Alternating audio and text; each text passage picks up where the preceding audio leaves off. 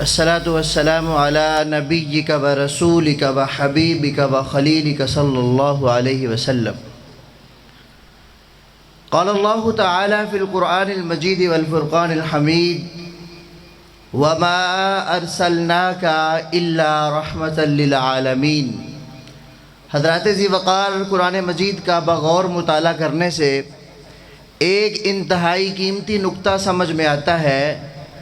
وہ نقطہ یہ ہے کہ جس طرح اللہ مالک کائنات کی ذات بے عیب ہے، لا ریب ہے، لیس کمثلہ شیء ان اللہ علی کل شیء قدیر ہے، بالکل اسی طرح مالک کائنات کی ذات اقدس کے بعد پوری دنیا کائنات میں سیدنا الکریم سیدنا محمد الرسول اللہ صلی اللہ علیہ وآلہ وسلم کی ذات اقدس کوئی بھی ہستی کسی بھی اعتبار سے سیدنا رسول اللہ صلی اللہ علیہ وآلہ وسلم کے ساتھ مماثلت نہیں رکھتی. حضرات ذی وقار اللہ مالک کائنات نے حضرت رسول اللہ علیہ الصلاۃ والتسلیم کو اتنی شان، شوکت، عزت، رفعت، مقام اور مرتبت عطا فرما دی کہ کوئی بھی نبی، کوئی بھی رسول کسی بھی اعتبار سے سیدنا رسول اللہ صلی اللہ علیہ وسلم کے ساتھ مماثلت رکھ ہی نہیں سکتا. حضرت رسول اللہ علیہ الصلاۃ والتسلیم کی تخلیق ہوئی، آپ کی بعثت ہوئی تو مالک کائنات نے اعلان فرمایا: دنیا کائنات والو، قل یا ایھا الناس انی رسول اللہ الیکم جمیعا.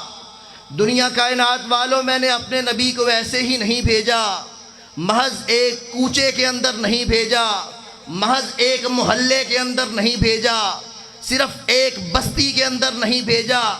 جب میں نے اپنے نبی کو، جب میں نے اپنے رسول کو مبعوث فرمایا، میں نے پوری کائنات کو دیکھا.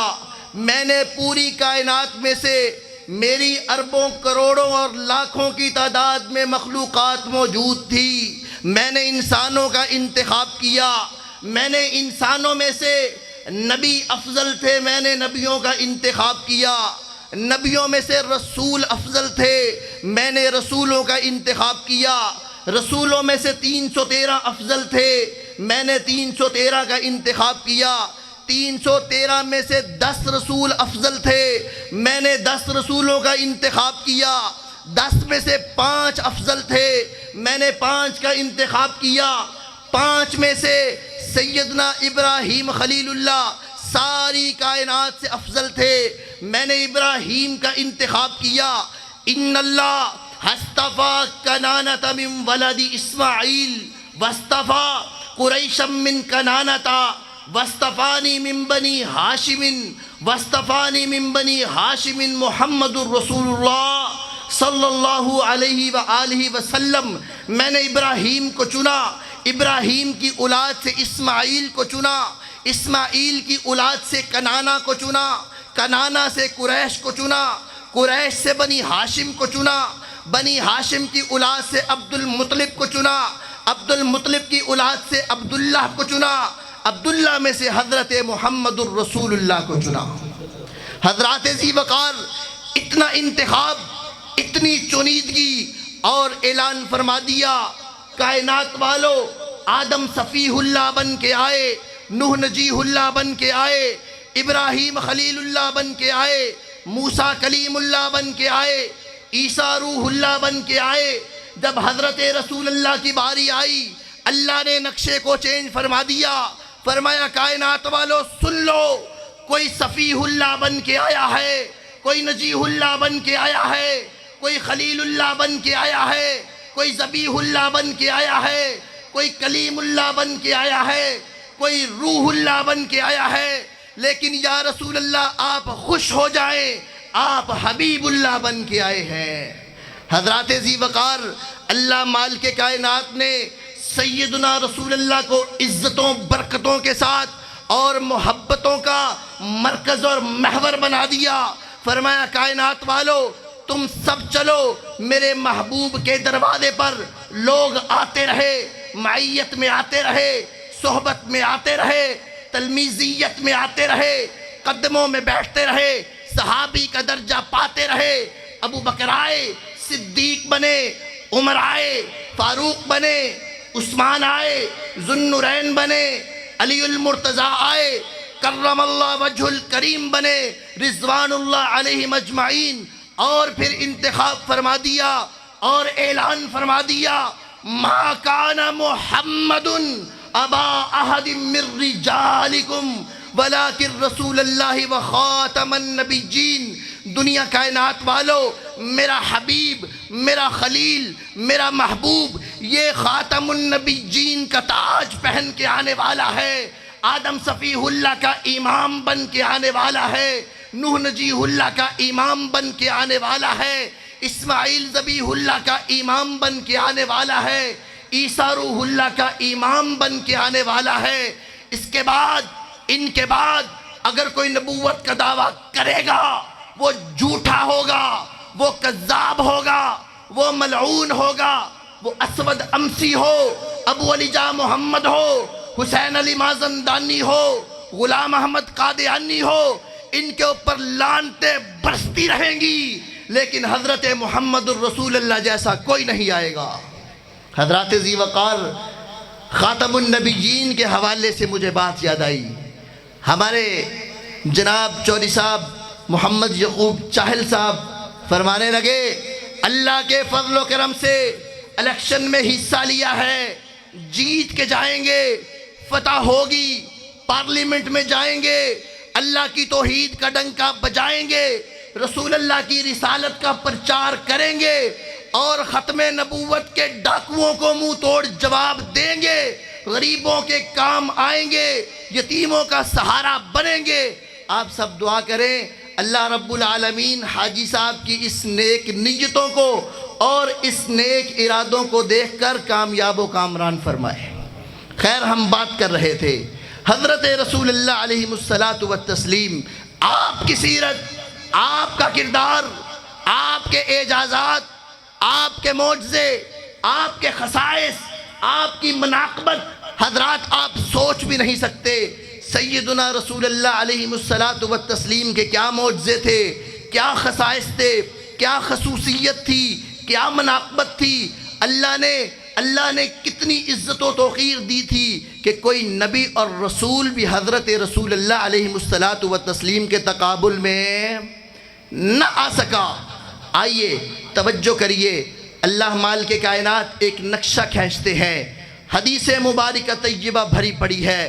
اللہ کے نبی صلی اللہ علیہ وسلم اپنے گھر میں تشریف فرما ہے، بیت اللہ الحرام میں لے جایا گیا، حتیم میں رکھا گیا، شرح صدر کیا گیا، سینے کو کھولا گیا، دل کو نکالا گیا، سونے کے تھال میں رکھا گیا، آب زمزم منگوایا گیا، اس کے ساتھ آپ کے قلب اطہر کو غسل دیا گیا، دوبارہ آپ کے سینے اطہر کے اندر آپ کے قلب اطہر کو رکھا گیا، سیا گیا، اور جب سی دیا گیا تو ٹانکوں کے نشان بھی نظر نہیں آتے تھے۔ یہ رسول اللہ کا معجزہ ہے۔ بیت اللہ الحرام سے اٹھایا گیا، بیت اللہ المقدس میں پہنچایا گیا، انبیاء و رسل علیہ الصلاۃ والتسلیم کی امامت کروائی، براق لائی گئی، رسول اللہ کو بٹھایا گیا، آسمانوں کی بلندیوں کی طرف جا رہے ہیں۔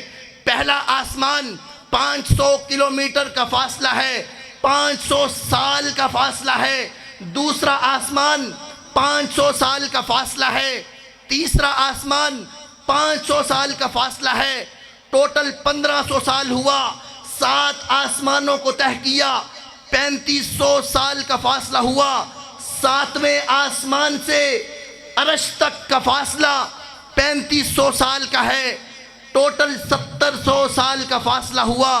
1700 سال آنے کا، 1700 سال جانے کا، بیت اللہ المقدس سے بیت اللہ الحرام تک 40 دن آنے کے، 40 دن جانے کے، 1700 سال آنے کا، 1700 سال جانے کا۔ رب العالمین کی طرف گئے، ملاقات ہوئی، بات چیت ہوئی، واپس آئے۔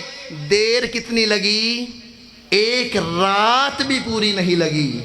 حضرات عقل مانتی ہے نہیں مانتی، ٹیکنالوجی مانتی ہے نہیں مانتی، نظریہ مانتا ہے نہیں مانتا، لادینیت مانتی ہے نہیں مانتی، سیکولرزم مانتے ہیں نہیں مانتے، لادینیت اس کو ایکسپٹ نہیں کرتی۔ لیکن جنہوں نے کی وہ کون تھے؟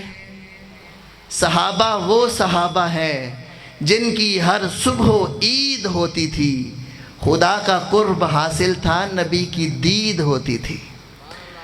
حضرات، اللہ کے نبی صلی اللہ علیہ وسلم نے واقعہ فرمایا، صحابہ نے سنا، مانا اور کہا صدقت یا رسول اللہ، فداک ابی و امی یا رسول اللہ، فداک نفسی مالی و ذریتی یا رسول اللہ۔ حضرات، آج ہم بھی حضرت رسول اللہ علیہ الصلاۃ والتسلیم کے ساتھ محبت کے دعوے کرتے ہیں، مودت کے دعوے کرتے ہیں، عقیدت کے دعوے کرتے ہیں، الفت کے دعوے کرتے ہیں۔ آؤ مجھے بتلاؤ، کیا ہم رسول اللہ کی سنت کو مانتے ہیں؟ ہم آپ کی اطاعت کرتے ہیں، ہم آپ کی فرما برداری کرتے ہیں، ہم آپ کی تابعداری کرتے ہیں؟ اس انداز سے نہیں کرتے جس انداز سے سیدنا رسول اللہ کے صحابہ کیا کرتے تھے۔ حضرات آئیے سمجھیے وہ کس طرح کیا کرتے تھے۔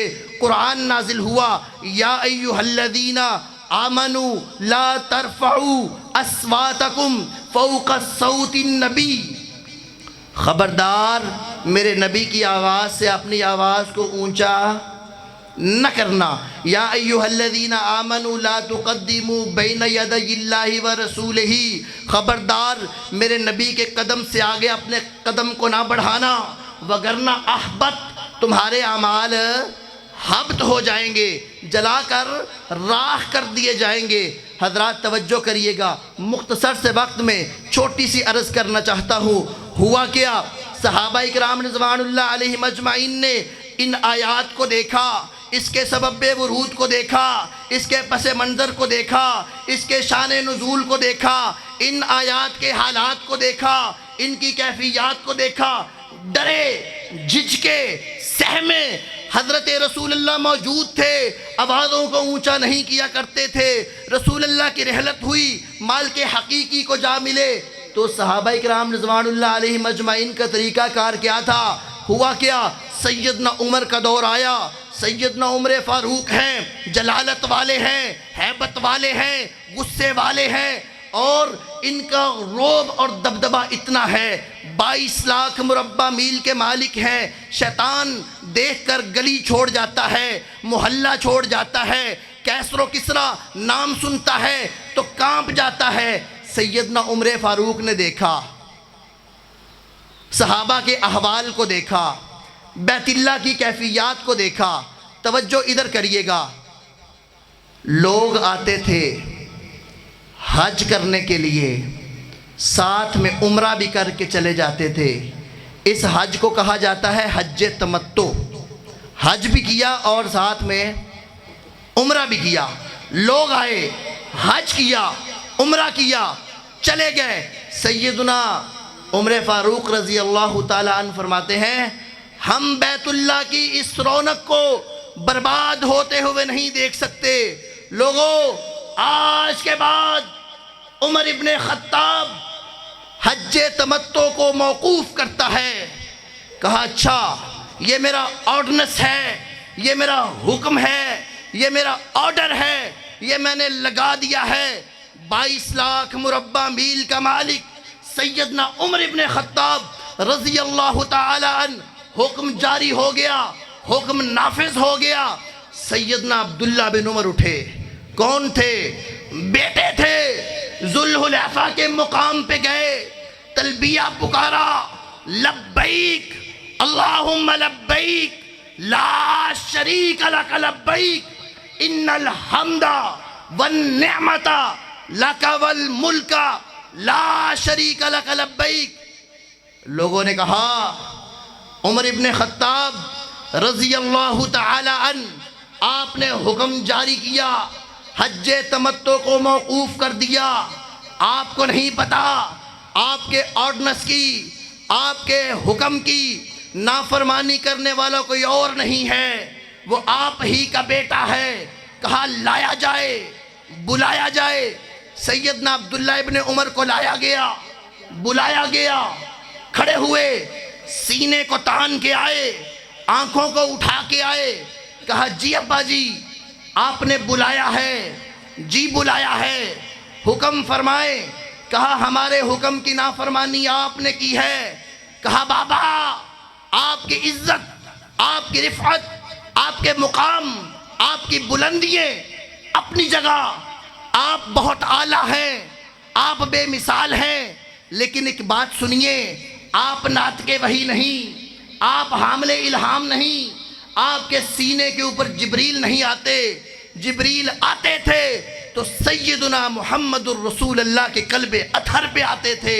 وحی کا سلسلہ ختم ہو چکا ہے، منصب نبوت اور سلسلہ نبوت ختم ہو چکا ہے۔ بابا اگر حکم مانا جائے گا تو کالی کملی والے محمد الرسول اللہ کا مانا جائے گا۔ حضرات ذی وقار، وقت نے کروٹ لی، حالات بدلے، سیدنا امام مالک کا دور آیا۔ خلیفہ وقت نے کہا کہ میں حکم لگاتا ہوں کہ جبری طلاق، خلیفہ وقت نے کہا کہ جبری طلاق جائز ہے۔ پہلے اس بات کو سمجھیں، اگر انسان سے جبری طور پہ کوئی عمل اس سے اس کا ارتکاب کروا دیا جائے تو وہ وقوع پذیر نہیں ہوتا۔ خلیفہ وقت نے کہا جبری طلاق جائز ہے۔ سیدنا امام مالک کو بلایا گیا، کہا خلیفہ وقت کا حکم آیا ہے، جبری طلاق، گن پوائنٹ پہ طلاق جائز ہے۔ سیدنا امام مالک فرماتے ہیں لا اکراہ فی الدین، دین کے اندر جبر نام کی چیز موجود ہی نہیں ہے، اور محمد الرسول اللہ نے فرما دیا صلی اللہ علیہ وسلم کہ جبری طلاق وقوع پذیر نہیں ہوتی۔ خلیفہ وقت نے کہا تم ہماری ہیبت کو نہیں جانتے، ہمارے غصے کو نہیں جانتے، ہماری سپہ سالاری کو نہیں جانتے، ہماری لیڈرشپ کو نہیں جانتے، ہماری سلطنت کو نہیں جانتے، ہماری قوت کو نہیں جانتے۔ کہا جانتا ہوں، دیکھ چکا ہوں، جو ہوتا ہے کر جاؤ۔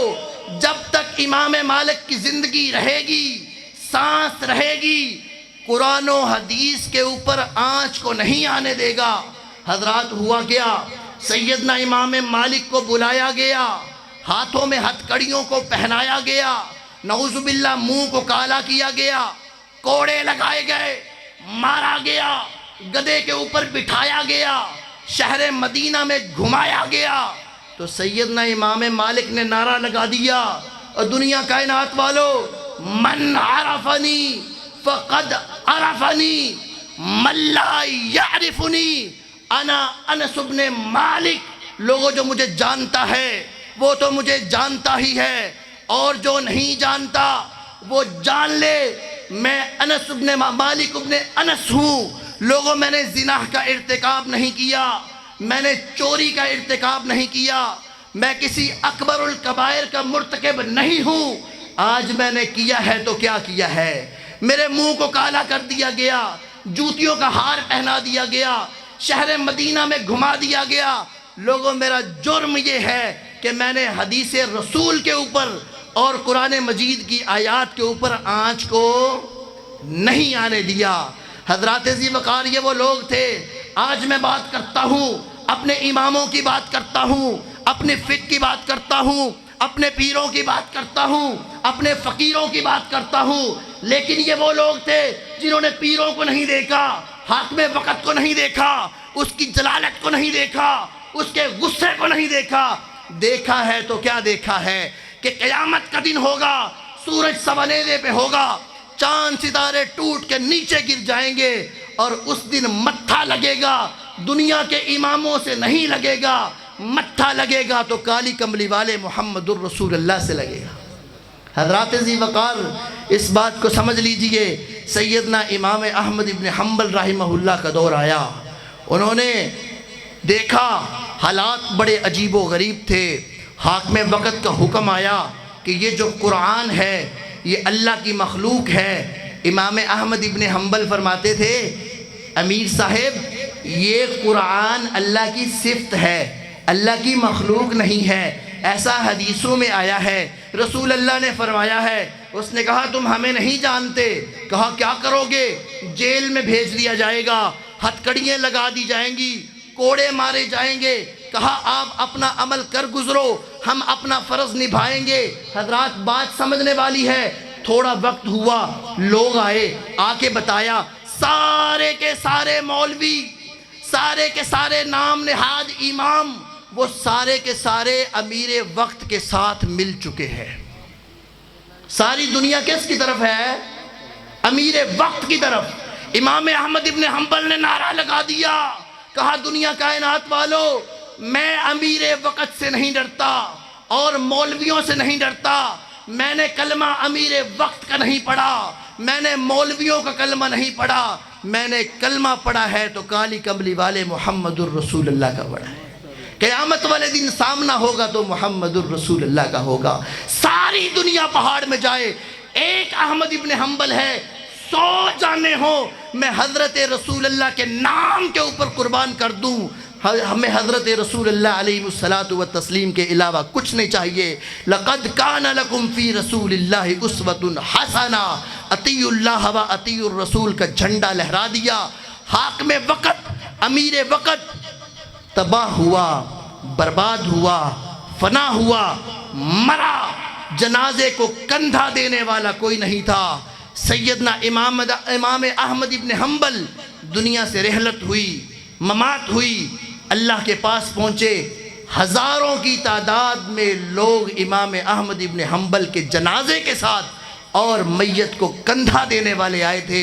اللہ نے دنیا میں بتا دیا، رسول اللہ کی مخالفت کرنے والا جنازہ رل گیا، میت رل گئی، اور حضرت رسول اللہ علیہ الصلاۃ والتسلیم کی سنت کا پرچار کرنے والا اللہ نے جنازے کو بھی 4 چاند لگا دیے، روشنائیاں آئیں، دنیا کو پتہ چل گیا حق اور ہوتا ہے، جھوٹ اور ہوتا ہے، اور حضرت رسول اللہ علیہ الصلاۃ والتسلیم کا تابع دار اللہ اس کی دنیا کو بھی سنوار دیتے ہیں، آخرت کو بھی سنوار دیتے ہیں۔